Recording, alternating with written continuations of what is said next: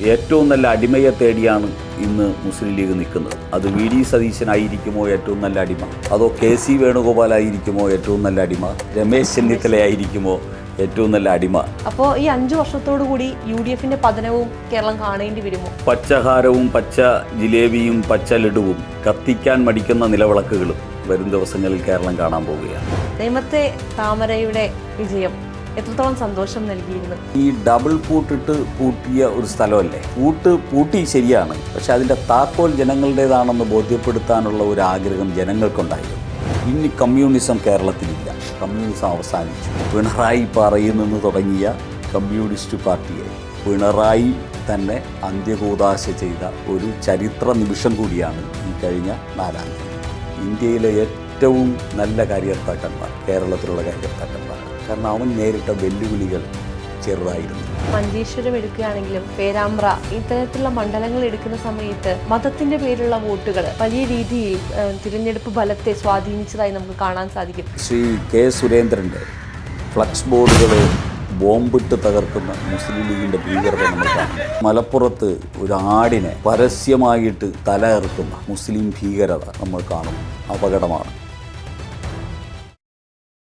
ഇപ്പം നമുക്കറിയാം, ഈ തെരഞ്ഞെടുപ്പ് വേളയിൽ നമുക്കിപ്പോൾ ഇടതുപക്ഷത്തെയും കോൺഗ്രസിനെയും മാത്രമല്ല നേരിടേണ്ടി വന്നത്, ഒരുപറ്റം മാധ്യമങ്ങളെ കൂടി നേരിടേണ്ട ഒരു സാഹചര്യം കേരളത്തിലുണ്ടായി. ഇപ്പോൾ കഴിഞ്ഞ ദിവസം വരെ നടന്ന ചർച്ചകളൊക്കെ നമ്മൾ എടുത്തു നോക്കുമ്പോൾ BJP കേരളത്തിൽ വരുന്നു, അല്ലെങ്കിൽ കേരളത്തിലൊരു താമര വിരിയുന്നു എന്ന് പറയുന്നത് വലിയ പേടിയോടെ കാണുന്ന മാധ്യമപ്രവർത്തകരെ വരെ നേരിടേണ്ട ഒരു സാഹചര്യം BJPക്ക് ഉണ്ടായി. എങ്ങനെയാണ് അതിനെ നോക്കിക്കാണുന്നത്? എന്തുകൊണ്ടായിരിക്കും മാധ്യമപ്രവർത്തകർക്ക് BJPയോട് ഇത്രയും പേടി?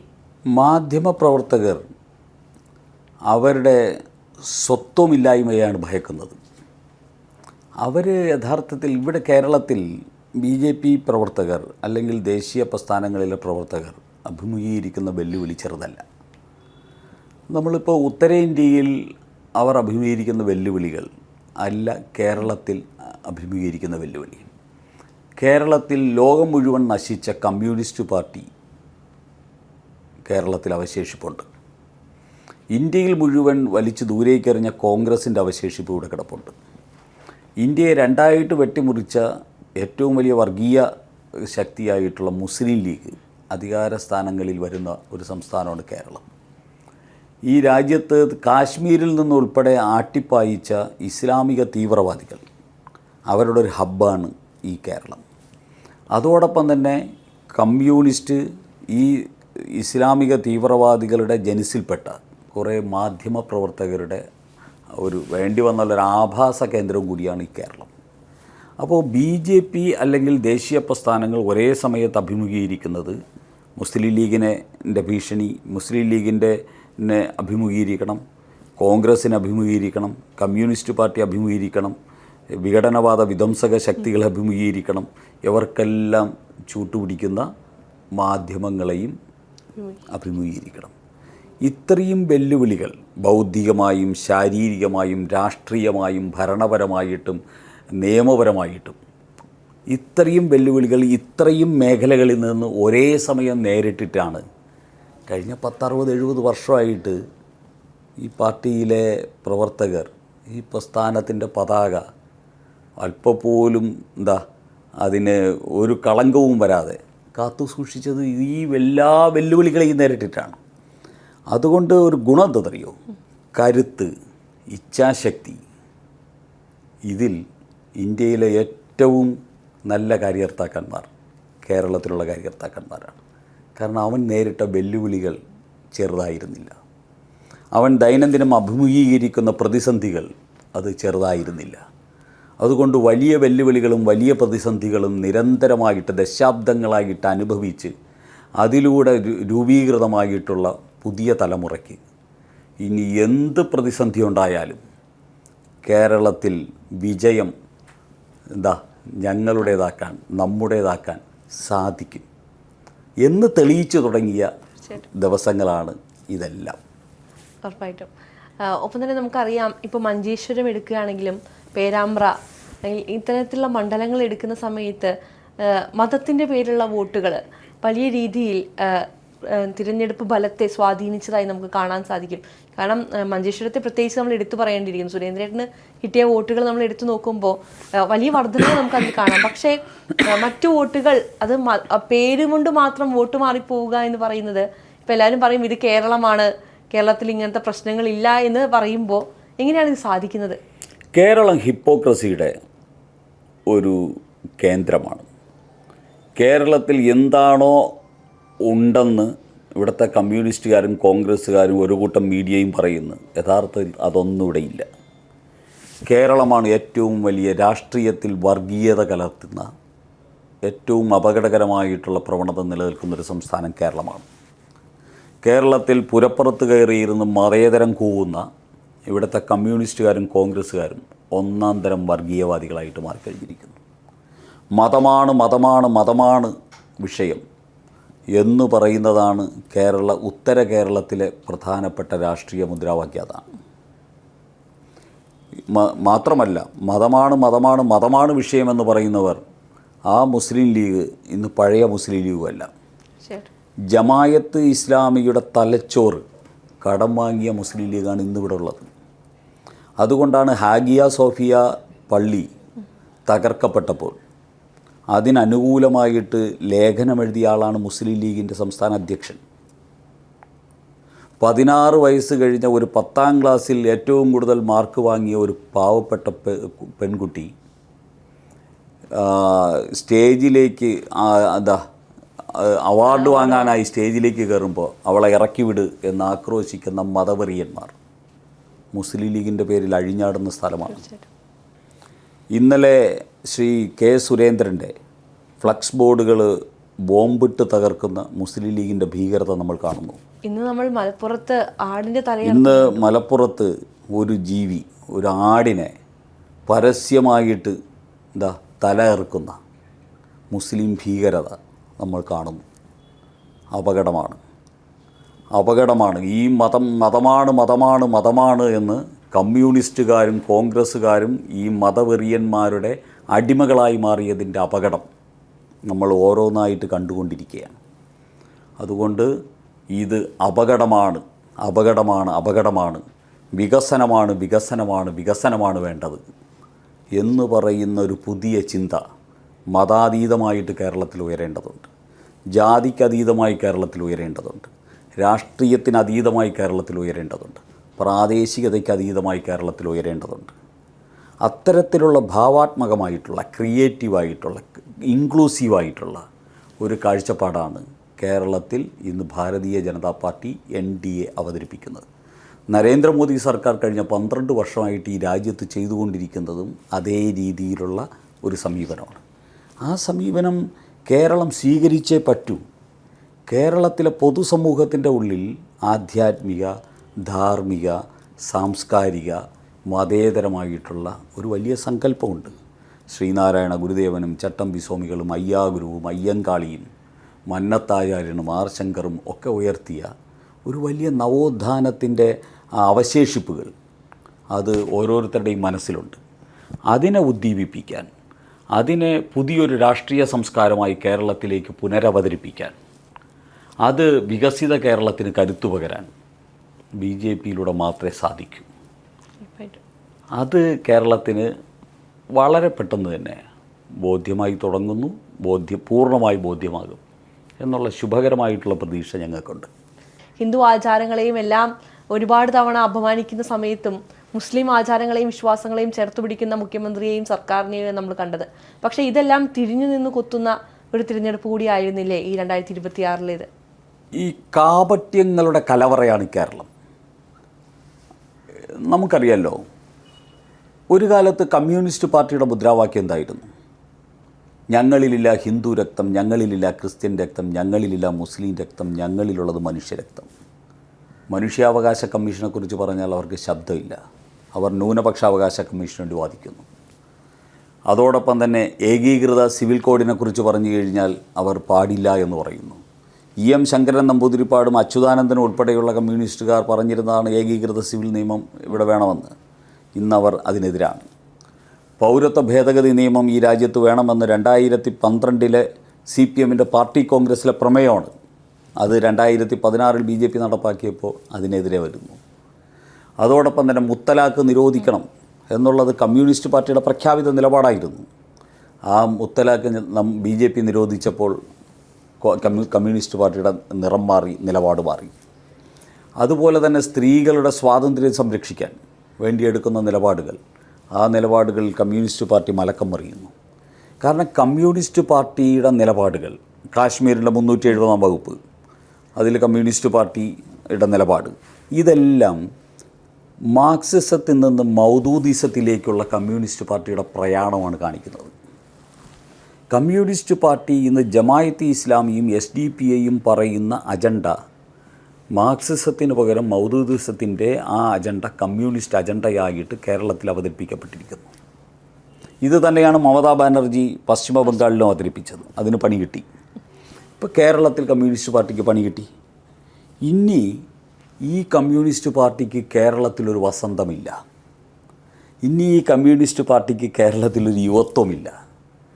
ബംഗാളിലും ത്രിപുരയിലും കമ്മ്യൂണിസ്റ്റ് പാർട്ടിക്ക് എന്താണോ സംഭവിച്ചത് അത് കേരളത്തിലും സംഭവിച്ചു.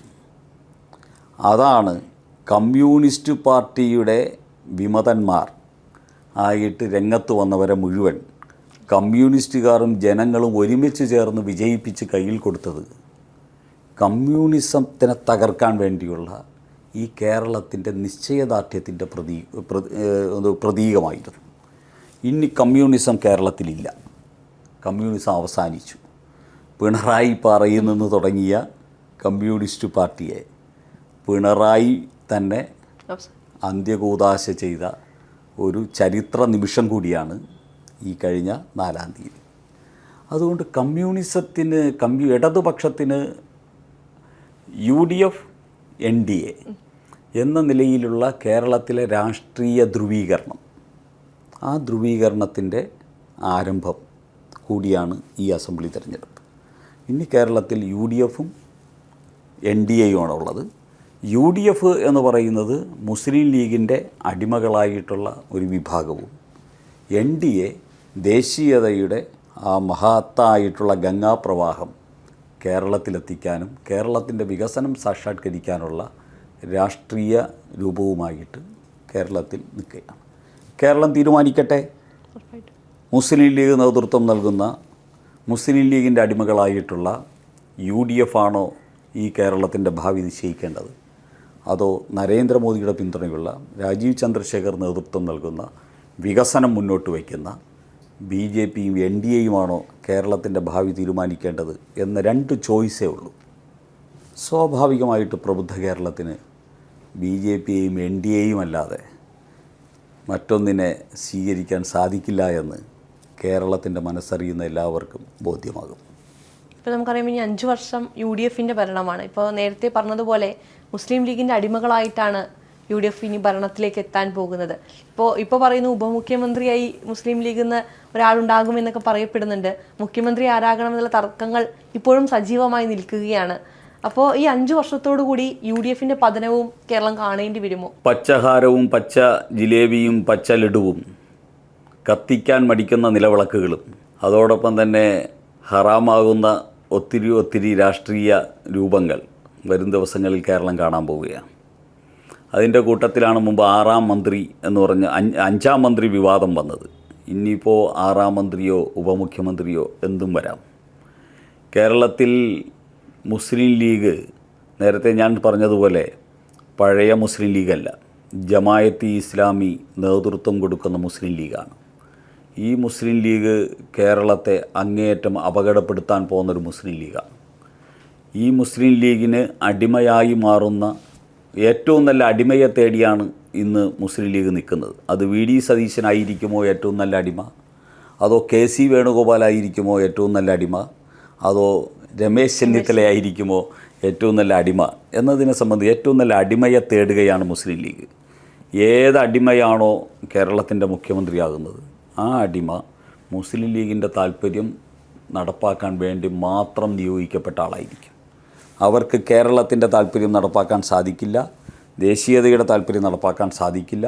എന്തിനേറെ ശബരിമല വിഷയം ഉൾപ്പെടെയുള്ള വിഷയങ്ങളുടെ പേരിലാണ് ഈ കോൺഗ്രസ് അധികാരത്തിൽ വരുന്നത്.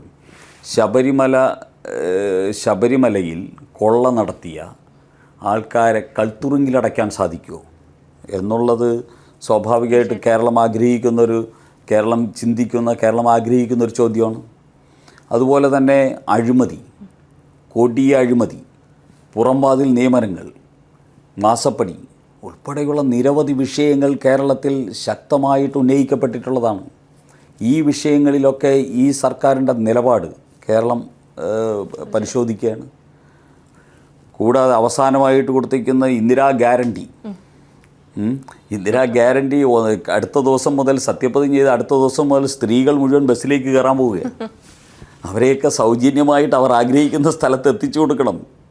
ഇതൊക്കെ നടക്കുമോ നോക്കാം. എന്ത് വിളിച്ചു പറഞ്ഞിട്ടാണെങ്കിലും അധികാരം പിടിച്ചാൽ മതി, വർഗീയത പറഞ്ഞിട്ടും രാജ്യദ്രോഹം പറഞ്ഞിട്ടും അനാവശ്യമായ ഏതൊരു തത്വദീക്ഷയുമില്ലാത്ത പ്രലോഭനങ്ങൾ കൊടുത്തിട്ടും അധികാരം പിടിച്ച് അതിൽ സുഖസുഷുപ്തിയിലിരിക്കാൻ ആഗ്രഹിക്കുന്ന കോൺഗ്രസ് ഈ കേരളത്തിനൊരു ബാധ്യതയായിട്ട് മാറും എന്നാണ് പ്രതീക്ഷിക്കുന്നത്. എന്തായാലും വളരെ സന്തോഷമുണ്ട്. ഇതിനെ വെല്ലുവിളിക്കാൻ, കേരളത്തിനൊരു വഴികാട്ടിയാകാൻ അസംബ്ലിക്കുള്ളിൽ BJPക്ക് ഏറ്റവും കരുത്തരായിട്ടുള്ള 3 MLAമാർ ജയിച്ചു വന്നു എന്നുള്ളത് നമുക്കെല്ലാവർക്കും പ്രതീക്ഷയും പ്രത്യാശയും സ്വപ്നവും നൽകാൻ പ്രാപ്തമാണ് എന്നാണ് ഞാൻ വിചാരിക്കുന്നത്. ഒരു വ്യക്തിപരമായ ചോദ്യം കൂടി ചോദിക്കട്ടെ. ഇപ്പോൾ ഒരു നേമത്ത് താമസിക്കുന്ന ഒരാളാണ്. നേമത്തെ താമരയുടെ വിജയം എത്രത്തോളം സന്തോഷം നൽകിയിരുന്നു? അത് നേടേണ്ടത്, കാരണം ഈ ഡബിൾ പൂട്ടിയ ഒരു സ്ഥലമല്ലേ, അത് തിരിച്ച് പൂട്ടി ശരിയാണ്, പക്ഷെ അതിൻ്റെ താക്കോൽ ജനങ്ങളുടേതാണെന്ന് ബോധ്യപ്പെടുത്താനുള്ള ഒരു ആഗ്രഹം ജനങ്ങൾക്കുണ്ടായിരുന്നു. ആ ജനം അത് നിർവഹിച്ചു. പിന്നെ രാജീവ് ചന്ദ്രശേഖർ കേവലം നിയമത്തിന് വേണ്ടിയുള്ളൊരു മനുഷ്യനല്ല. രാജീവ് ചന്ദ്രശേഖർ ഈ കേരളത്തിൻ്റെ ഭാഗ്യം, കേരളത്തിൻ്റെ വികസനം അതിനുവേണ്ടി നിയോഗിക്കപ്പെട്ട ഒരു മനുഷ്യരാണ്. അദ്ദേഹത്തെ ജയിപ്പിച്ചെടുക്കേണ്ടത് നിയമത്തിൻ്റെ ഒരു അഭിമാന വിഷയമായിട്ട് രാഷ്ട്രീയത്തിന് അതീതമായി നിയമത്തിലെ ജനങ്ങൾ ഏറ്റെടുത്തു എന്നുള്ളതിൽ വളരെയേറെ സന്തോഷവും അതോടൊപ്പം സംതൃപ്തിയുമുണ്ട്. അതേസമയത്ത് തൊട്ടപ്പുറത്ത് കഴക്കൂട്ടത്ത് ഇപ്പോൾ രാജീവ് ചന്ദ്രശേഖർ 18 വർഷം രാജ്യസഭാ അംഗമായിരുന്ന ആളാണ്, 4.5 വർഷം കേന്ദ്രമന്ത്രിയായിരുന്ന ആളാണ്. അദ്ദേഹം വലിയൊരു ടെക്നോക്രാറ്റാണ്. ചിപ്പ് സാങ്കേതിക വിദ്യയുടെയും AIയുടെയും അന്താരാഷ്ട്ര വൈദഗ്ധ്യമുള്ള മനുഷ്യരാണ്. അദ്ദേഹത്തെ പോലുള്ള ഒരാൾ ഈ കേരളത്തിന് വലിയൊരു അസറ്റാണ്. കേരളത്തിലെ പരമ്പരാഗത രാഷ്ട്രീയത്തിൽ നിന്ന് ഒരു ആധുനികവും ഉത്തരാധുനികവും അതോടൊപ്പം തന്നെ വികസനോന്മുഖവുമായിട്ടുള്ള ഒരു പുതിയ രാഷ്ട്രീയത്തിലേക്ക് കേരളത്തെ മാറ്റാൻ ഏറ്റവും യോഗ്യനായിട്ടുള്ളൊരു മനുഷ്യനാണ് രാജീവ് ചന്ദ്രശേഖർ. അദ്ദേഹം നേമത്തുനിന്ന് ജയിച്ചു വരേണ്ടത് നേമം ജനതയുടെയും കേരളത്തിൻ്റെയും ആവശ്യമായിരുന്നു. അത് സാക്ഷാത്കരിച്ചു. മറുഭാഗത്ത് കഴക്കൂട്ടത്ത് മുരളിയേട്ടനെ 17ാമത്തെ വയസ്സ് മുതൽ എൻ്റെ രാഷ്ട്രീയ സംഘടന പൊതുപ്രവർത്തനത്തിൽ പിച്ചവെച്ച നാൾ മുതൽ അദ്ദേഹത്തിൻ്റെ ശിക്ഷണത്തിൽ പ്രവർത്തിക്കാൻ അവസരം കിട്ടിയിട്ടുള്ള ആളാണ്. ABVP കാലഘട്ടം, ABVPയുടെ സംസ്ഥാന സെക്രട്ടറി ആയിരിക്കുമ്പോൾ അദ്ദേഹം ഓൾ ഇന്ത്യ ജനറൽ സെക്രട്ടറി, BJPയുടെ ജില്ലാ പ്രസിഡൻ്റ് ആകുമ്പോൾ അദ്ദേഹം BJPയുടെ സംസ്ഥാന പ്രസിഡൻറ്റ്. അങ്ങനെ എക്കാലത്തും അദ്ദേഹത്തിൻ്റെ തണലിൽ, അദ്ദേഹത്തിൻ്റെ കീഴിൽ പ്രവർത്തിക്കാൻ, ആ സംഘടനാ പ്രവർത്തനത്തിൻ്റെ രീതി മനസ്സിലാക്കാനും അതിനനുസരിച്ച് പ്രവർത്തിച്ചു വരാനും ഭാഗ്യം കിട്ടിയ ഒരാളാണ്. അദ്ദേഹം കേന്ദ്രമന്ത്രിയായിരുന്നു, 6 വർഷം രാജ്യസഭാ അംഗമായിരുന്നു. പക്ഷേ കഴക്കൂട്ടത്തെ ഓരോ വീട്ടിലെയും ഒരു അതിഥിയായിരുന്നു, ഒരു സഹോദരനായിരുന്നു, ഒരു ജ്യേഷ്ഠനായിരുന്നു, ഒരു സാറായിരുന്നു. അല്ലെങ്കിൽ ഏത് രീതിയിലും അവർക്ക് ആഗ്രഹിക്കുന്ന രീതിയിൽ മുരളീധരൻ കഴക്കൂട്ടത്ത് ലഭ്യമാണ്, അവൈലബിളാണ്. അങ്ങനെ സാധാരണക്കാരുമായിട്ട് ഇടപഴകാൻ കഴിയുന്ന ഒരു പൊതുപ്രവർത്തകൻ. 10-15 വർഷത്തെ അദ്ദേഹത്തിൻ്റെ പ്രവർത്തനത്തിന് കിട്ടിയൊരു വലിയ അംഗീകാരം. അതോടൊപ്പം തന്നെ സംഘടനാ പ്രവർത്തനം നടത്തിയ പ്രവർത്തകർ ഉണ്ടായിരുന്ന പ്രതീക്ഷ, അതുകൊണ്ട് അദ്ദേഹമായി. അതുപോലെ BB ഗോപകുമാർ വെറും സാധാരണക്കാരൻ, കമ്മിറ്റഡായിട്ട് ഒരേ സ്ഥലത്ത് നിന്ന് നിരന്തരമായി എന്തൊക്കെ പ്രതിസന്ധി ഉണ്ടെങ്കിലും ജനങ്ങൾക്കിടയിൽ നിന്ന് സേവനം ചെയ്താൽ BJPയുടെ ഏതൊരു സാധാരണ പ്രവർത്തകനും MLA ആകാം, MP ആകാം എന്നതിൻ്റെ ഉദാഹരണമാണ് BB ഗോപകുമാർ സാർ. അദ്ദേഹവും ജയിച്ചു. ഇത് എല്ലാ അർത്ഥത്തിലും BJPക്ക് അകത്തും പുറത്തും നൽകുന്നത് വലിയ ഒരു മോട്ടിവേഷനാണ്, വലിയ ഒരു പ്രചോദനമാണ്. അത് ഭാവിയുടെ ശുഭകരമായിട്ടുള്ള പ്രചോദനമായിട്ട് തോന്നുന്നു. തീർച്ചയായിട്ടും. എന്തായാലും അതേ ശുഭപ്രതീക്ഷയിൽ തന്നെയാണ് മലയാളികളും. ഇനിയും മാറാത്തതെല്ലാം മാറ്റാൻ BJPക്ക് സാധിക്കട്ടെ എന്നുള്ളത് കൂടിയാണ്. നമസ്കാരം. സന്തോഷം.